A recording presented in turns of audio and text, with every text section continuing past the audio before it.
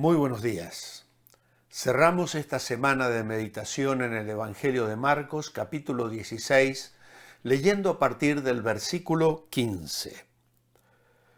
Y les dijo, id por todo el mundo y predicad el Evangelio a toda criatura.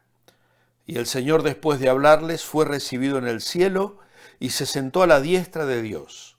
Ellos salieron y predicaron en todas partes con la ayuda del Señor y confirmando la palabra con señales que la acompañaban. Amén.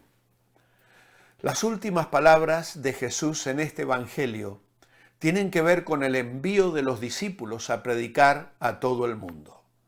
De la misma forma, Mateo y Lucas recogen la llamada Gran Comisión del Señor resucitado.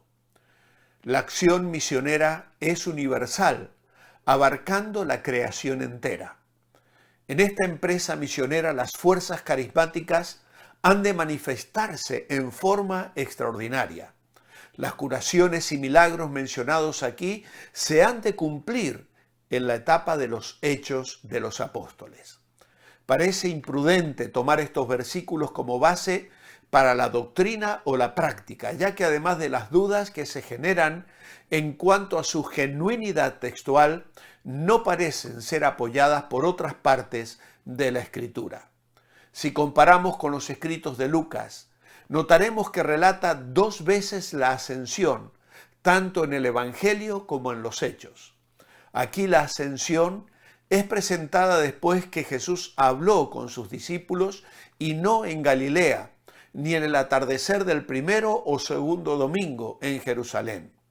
No sabríamos cuándo ni dónde tuvo lugar, a no ser por Lucas, que la sitúa en Betania, es decir, la región del Monte de los Olivos próxima a Jerusalén, en el Evangelio de Lucas, capítulo 24, versículo 50.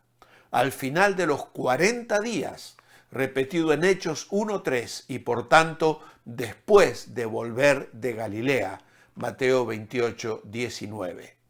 Desde allí emprendió la marcha como Rey Mesías hacia Jerusalén y desde allí ascendería su marcha para entrar en la gloria después de haber llevado a cabo su obra. Betania está situada en el camino del desierto a Jerusalén.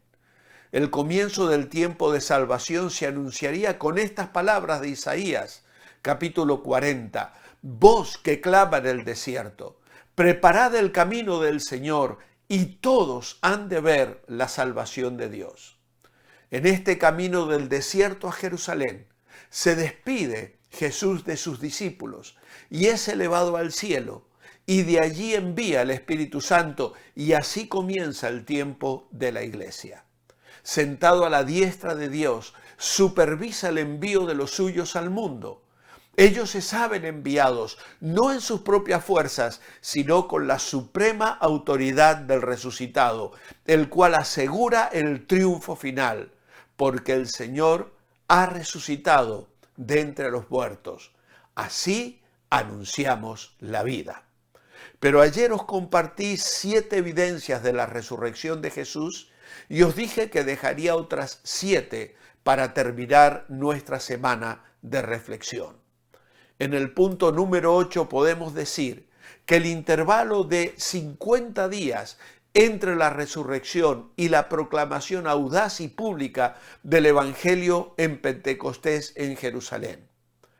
Los discípulos de Jesús no proclamaron el Evangelio del Señor resucitado durante estos 50 días posteriores al acontecimiento. ¿Por qué? Esperaron hasta que Jesús hubiera ascendido y hasta que el Espíritu Santo hubiera venido a darles el poder para dar testimonio.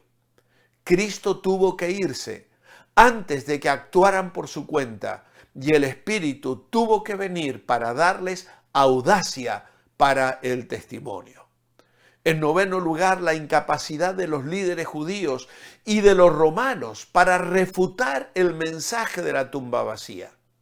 Es un hecho innegable de la historia que los que se oponían a Jesús no pudieron refutar su resurrección.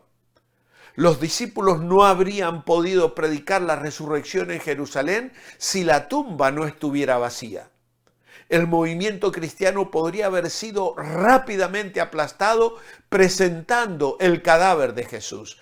Nadie pudo hacerlo porque no había cuerpo que presentar. En décimo lugar, la naturaleza inesperada de la resurrección corporal de Jesús. Los discípulos no previeron que Jesús resucitaría de entre los muertos, aunque él había predicho este milagro en varias ocasiones. Marcos 8, 31 al 33, Marcos 9, 31 y Marcos 10. De hecho, en Marcos 9, 32 nos dice que no lo entendieron.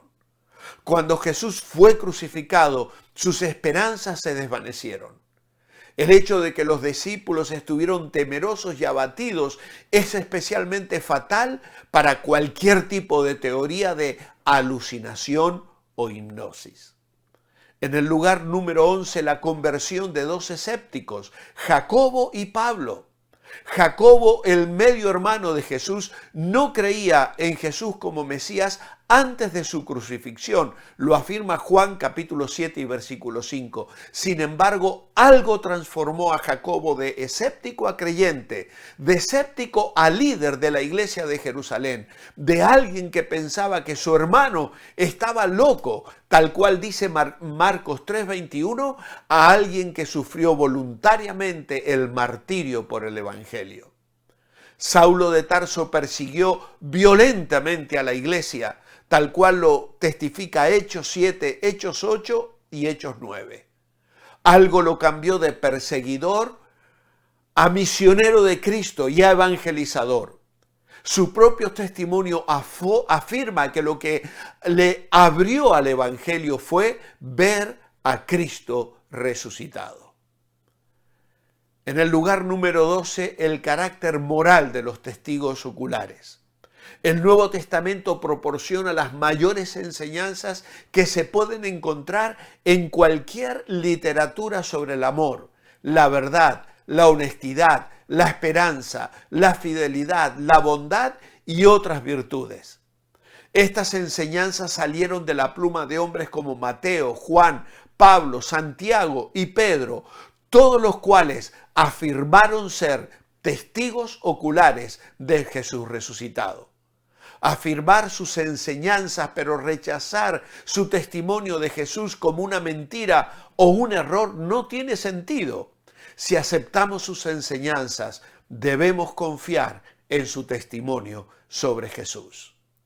En 13º lugar, el carácter aceptado y las afirmaciones de Jesús. En numerosas ocasiones, Jesús habló de su crucifixión y resurrección.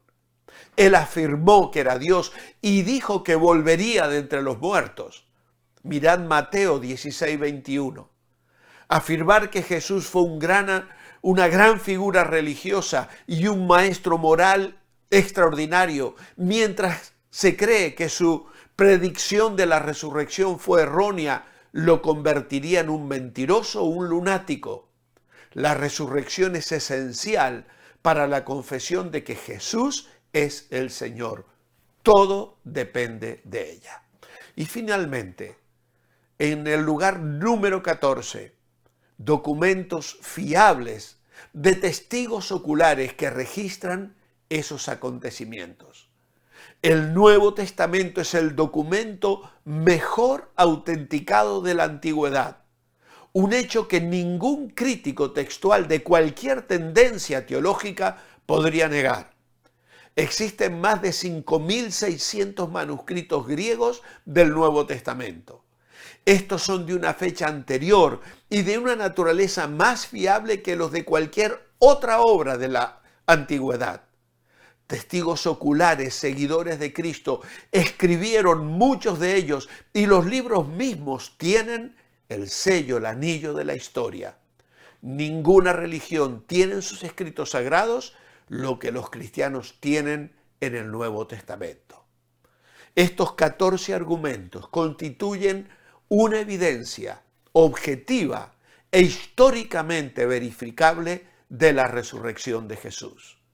Combinados con la experiencia personal del creyente en Cristo como Señor viviente, proporcionan una amplia razón para creer que Jesús fue físicamente levantado de entre los muertos por la poderosa mano de Dios. Aleluya.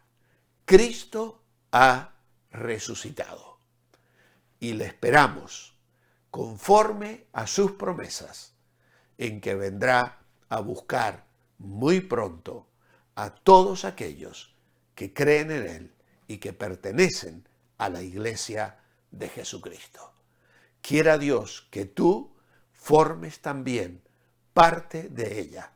Y si no participas todavía de ella, abre tu corazón a Jesucristo. Confiésale como tu Señor y Salvador, arrepintiéndote de tus pecados, pidiéndole que entre en tu vida con amor y poder, y experimentarás el perdón y la esperanza de la vida eterna. Jesús dijo: el que a mí viene, no le echo fuera. Ven, ven hoy a Jesús. Amado Padre, gracias por esta esperanza maravillosa, bendita y bienaventurada. Te alabamos por un evangelio tan, pero tan glorioso. En tu nombre, amén. Dios os bendiga, que tengáis un muy buen fin de semana. Dios mediante, el domingo comenzamos un nuevo tema, volver a empezar. Y el lunes, Dios mediante, nuevos devocionales, nueva guía devocional que ya podéis solicitar escribiendo al correo electrónico de la iglesia o al número de WhatsApp. Hacedlo que os la enviamos inmediatamente. Mientras el lunes llega para reencontrarnos en nuestro devocional, manteneos bendecibles.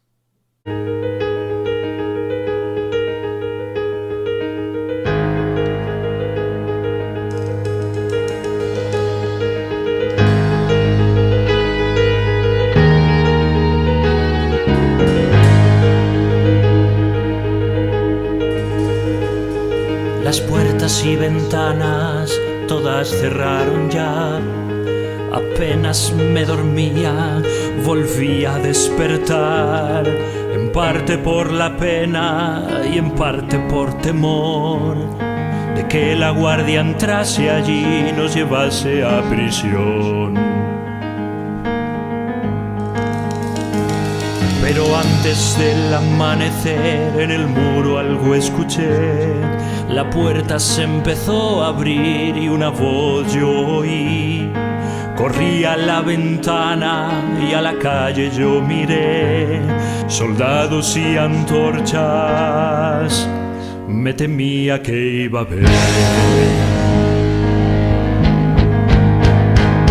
Pero solo era María y a la puerta yo bajé.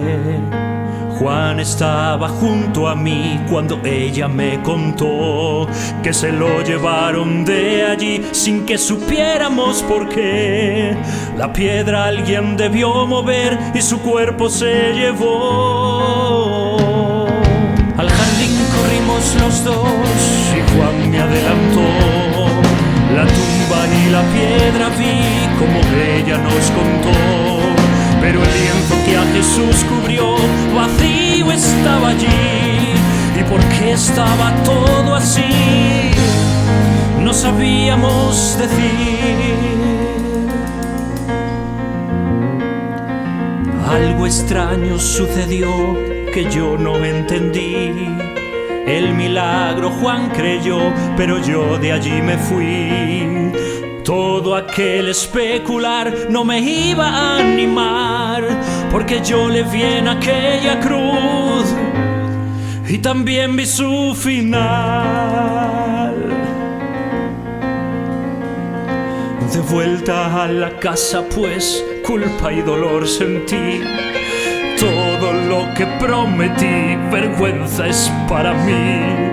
Cuando tuve que elegir su nombre yo negué. Y aunque él volviese a vivir, lo mismo no podría ser.